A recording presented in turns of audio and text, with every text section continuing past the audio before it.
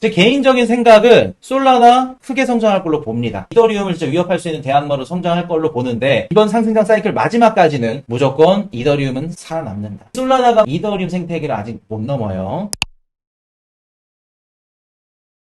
연준 2인자 비둘기 발언에도 뉴욕 증시 보합 마감. 자, 이제 연준 위원들의 블랙아웃 기간 끝났죠? FOMC가 이제 끝났기 때문에 이제 나와서 한 명, 두 명씩 이제 얘기를 할 겁니다. 이번 FOMC에서 가장 우리가 중요하게 봐야 될 그 연준 위원들은 두 명입니다. 두 명. 일단은 한 명은 제가 나중에 한번 말씀을 드릴게요. 요건 내용이 조금 연결된 게 있어서 제일 중요한 거는 보우만 이사.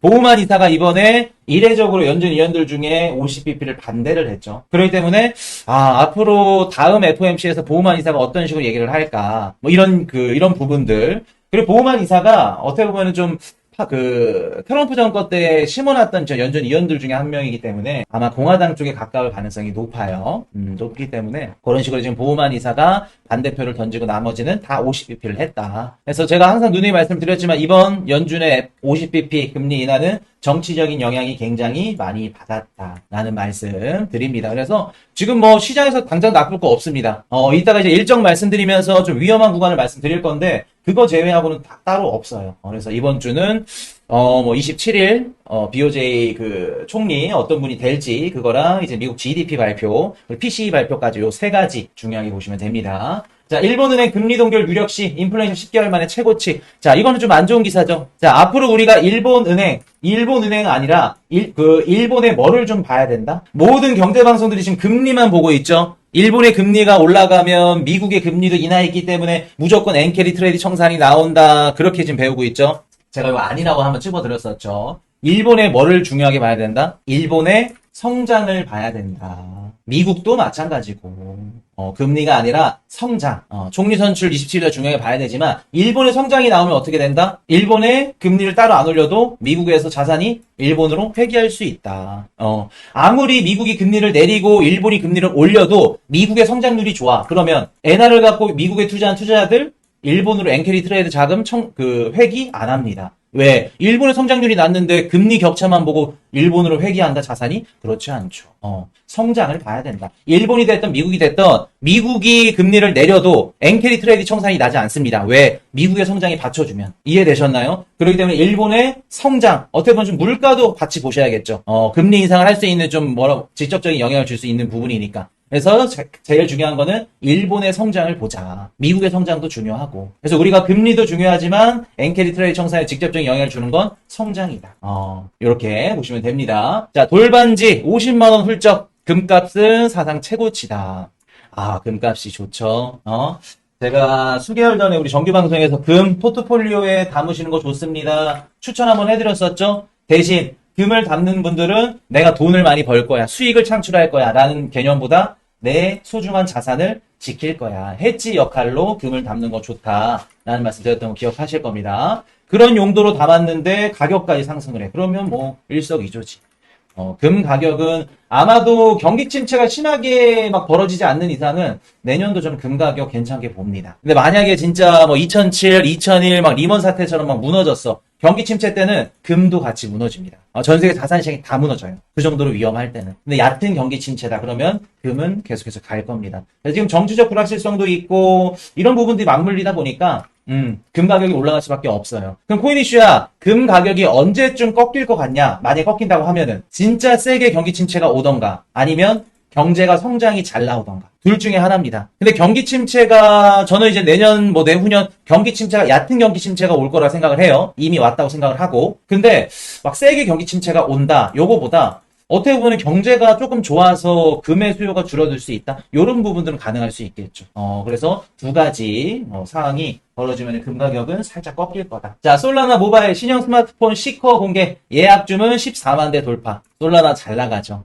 핸드폰 C커도 나오고 이젠 지금 또 누구라 그래? 페이팔에서 뭐라 그러죠? 이더리움 결제에 적합하지 않다고 평가. 솔라나 전환 이유. 이런 얘기를 쓱 합니다. 그리고 코인베이스 솔라나에서도 레프트 비트코인 CBTC 랩핑 씌우는 거 이거 도입 발표했다고 하죠. 지금 얘기만 들으면 이더리움은 그냥 아예 없어. 죽었어. 대신 솔라나 각광을 받고 있죠.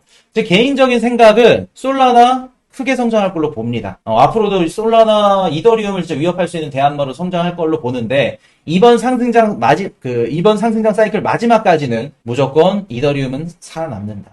이더리움은 간다. 걱정할 거 없다. 그래서 이더리움 투자자분들 뭐 솔라나 이렇게 잘하고 막 한다 그래서 걱정할 필요 없습니다. 이더리움도 갑니다. 이미 솔라나가 막 이렇게 뭐 생태계를 하고 뭐 시가 핸드폰을 발표하고 하더라도 이더리움 생태계를 아직 못 넘어요.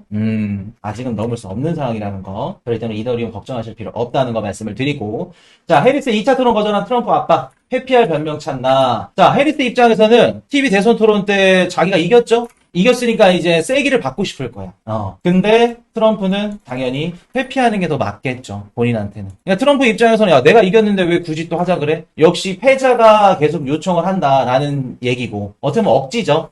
시장 뭐랄까, 제3자가 보는 게 제일 객관적인 거니까. 해리스가 이겼죠. 엄밀히 따지면은. 그래서 해리스는 계속해서 하자고 하는 거고, 트럼프는 싫다고 하는 거고.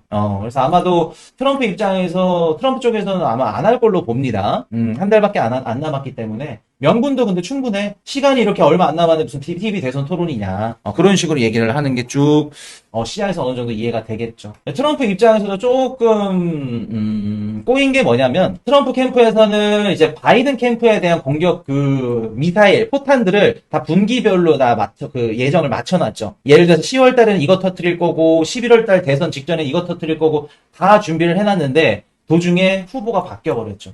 그래서 자료 수집도 해야 되고, 일정마다 터뜨려야 되는 것도 있고, 모든 공격들이 지금 무산이 돼버렸어요. 그래서 트럼프 입장에서는 굉장히 조금 힘든 상황이 이제 펼쳐지고 있죠. 그래서 아마 바이든이 지금까지 계속 끌어갔다. 그러면 아마 바이든 아들내미 이제 사고가 좀 많죠? 그거를 아마 트집 잡고 얘기했을 건데, 아무래도 지금 트럼프 캠프에서는 많이 꼬였다는 거. 자, 코인베이스 혼란을 말씀드렸고, 자, 이라크 친이란 무장세력, 드론으로 이스라엘 정용 기지 공격. 자, 이스라엘은 계속해서 투닥투닥 합니다. 왜? 네타냐후 총리가 지네 정권 유지시키려면 계속해서 공격시켜야겠죠. 근데 시장에 영향을 주지 않습니다. 이미 시장은 적응했다는 거예요. 그래서 뭐 전면전이 됐던, 진짜 뭐 본토를 뭐 타격했던 그 정도 이슈가 아닌 이상은 당분간 이스라엘도 그렇고 중동 쪽 이제 이란이나 뭐 하마스라던가 예멘 후티와 뭐 이런 애들의 이런 분쟁들, 지정학적 위기들, 요게 자산 시장에 영향을 주기에는 좀 힘들다. 그래서 이거 기사 보고 막 속보, 긴급 이래가지고 막 겁에 떨고 야 막 폭락하는 거 아니야? 라고 생각하시는 분들 계실 텐데 이스라엘도 미국 눈치를 볼 수밖에 없기 때문에 무기를 조달해 줄 수밖에 없겠죠? 무기를 지원받으려면 11월 5일 대선 전까지는 조용히 있어야 됩니다. 어떻게 될지 모르기 때문에. 그래서 미국 대선 전까지는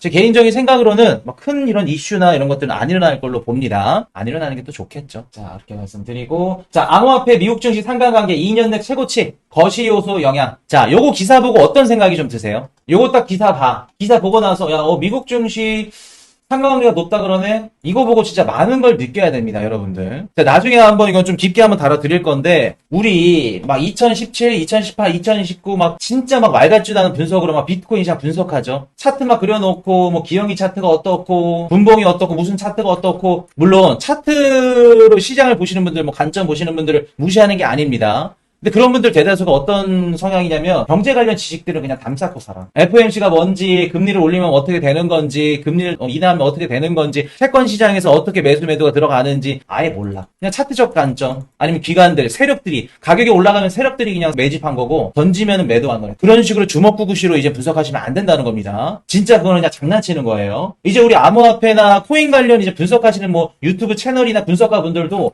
거시경제는 필수다. 상관관계가 이렇게 2년 동안 최고치로 올라갔는데 제가 이거 언제부터 이렇게 미국 증시 상관관계 높아질 겁니다 라고 말씀을 드렸었죠? 몇 년 전부터 말씀을 드렸었는데 우리 비트코인 시장이 올해 1월 11일 날 미국 현물 ETF 승인 터졌죠? 미국 자산에 편입이 되면 어떻게 된다? 그때부터는 미국 증시와 상관관계가 높아진다. 미국 자산에 편입이 된 이상 채권인 금리가 어떻고요, 미국 증시가 어떻고요, 몰라서는 안 된다. 비트코인을 분석하는데 그냥 주먹구구시로 세력이 어떻고 뭐가 어떻고 주식 유튜버 분들이 왜 우리 코인 투자분들을 무시를 해? 무시를 안 당할 정도로 우리가 경제 지식을 보유를 해야죠. 공부를 해야죠. 이제는 코인 투자도 거시경제 없이는 절대 분석이 안 된다는 거. 자, 앤서니 스카라무치 해리스와 협력해 암호화폐 정책 초안 작성 중. 지금 해리스 관련된 얘기들이 지금 계속 나오고 있는데 이번 주말에 해리스가 이제 암호화폐 관련해서 직접적으로 언급을 했죠. AI랑 디지털 자산 암호화폐 시장 활성화 시켜주겠다 라는 얘기 쓱 흘렸습니다. 그럼 보겠습니다. 비트코인 ETF 플로우 한번 볼게요. 유입이죠.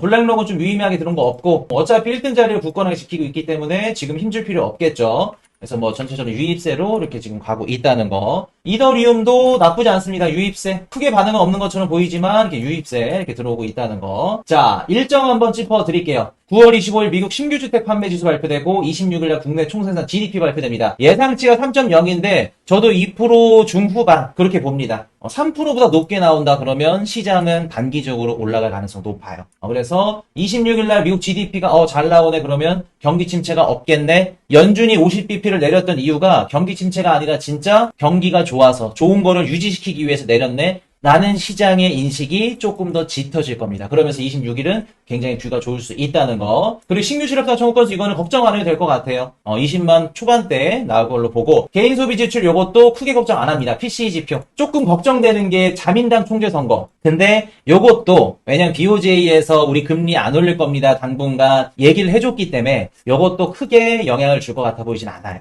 그래도 조심은 해야겠죠. 그러니까 기시다 쪽에서 총리가 배출이 되냐 아니면 이제 아베 정권에 있는 그런 분들 우리 통일겸 배웠었죠. 그분 거기에서 이제 그 총리가 배출이 되냐 그거를 우리가 주의 깊게 보시면 된다. 10월 1일날 유로존 CPI 발표되고 4일날 비농업 고용지수 그리고 실업률까지 발표됩니다. 이게 제일 중요하죠. 어떻게 보면 10월 달에 우리 자산시장 그리고 암호화폐 시장 뷰를 결정할 수 있는 게 10월 4일입니다. 미국 실업률. 비농업 고용지표 크게 볼 필요 없어요. 어차피 이민자가 들어가기 때문에 들쭉날쭉 할 겁니다. 요것보다 가장 중요한 건 미국 실업률. 예상치가 뭐 한 4.2, 4.3 될 것 같은데 4.3에서 4.4 정도 나온다? 그러면 시장이 좀 안 좋게 바라볼 겁니다. 27일날 GDP 좋게 나와서 경기 침체 없다라는 이제 시장 인식들이 실업률 때문에 다시 뒤집어질 수가 있는 중요한 순간이기 때문에 10월 4일 굉장히 중요하다. 그래서 우리가 뭐 매수나 매도 시점도 우리가 요거 굉장히 전후로 해가지고 중요하게 보셔야겠죠. 그리고 10월 10일 미국 CPI 뭐 크게 중요하지 않습니다. 이제 당분간에 미국의 CPI의 물가 크게 중요하지 않아요. 그렇게 안 보시면 됩니다. 근원 CPI가 얼마나 떨어졌냐 보면 되고 일단은 렌트비가 얼마나 떨어졌는지 그거 중요하게 보시면 되겠죠.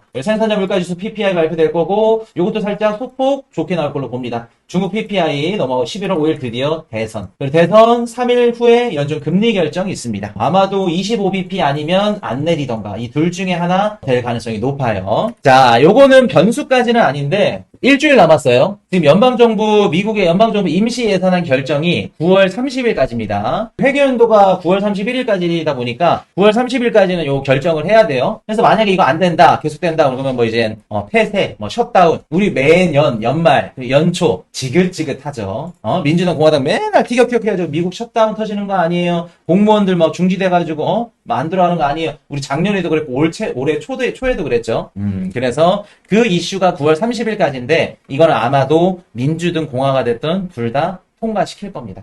이걸 통과시킬 수밖에 없는 이유는 뭐냐면 11월 5일날 대선이 있죠. 대선 전에 누구 때문에 이게 통과가 안 됐다. 셧다운이 만약에 일어나, 폐쇄가 일어나 그러면 미국 증시에 당장 영향을 주겠죠. 그럼 거기 대표로 그 대통령 선거에 나온 이제 후보는 그냥 떨어지는 겁니다. 그래서 이거는 무조건 둘 다 임시 예산안으로 통과시킨다. 결정은 안 나겠지만 임시 예산은 통과가 될 거다 해서 걱정할 필요 없다. 그렇게 보시면 되겠습니다.